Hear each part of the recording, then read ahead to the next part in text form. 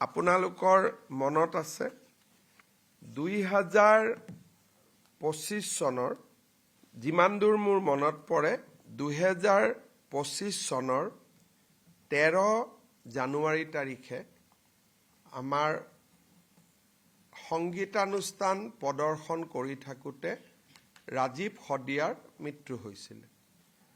আজি কেবিনেটে ৰাজীৱ শদিয়াৰ পত্নী উপাসনা বকলিয়াল গগৈক তিনিচুকীয়া জিলাত অসম চৰকাৰৰ তৃতীয় বৰ্গৰ চাকৰি এটা দিয়াৰ বাবে সিদ্ধান্ত গ্ৰহণ কৰিছে।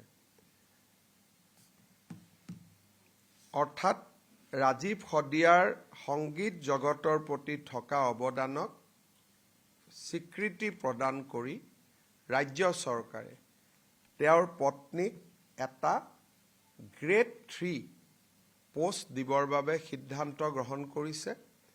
আমি যিমান পাৰোঁ চেষ্টা কৰিম যাতে মডেল কোড অফ কণ্ডাক্টৰ আগতে যাতে এপইণ্টমেণ্টটো দিব পাৰোঁ। আজি কেবিনেটে তাত মঞ্জুৰি প্ৰদান কৰিছে।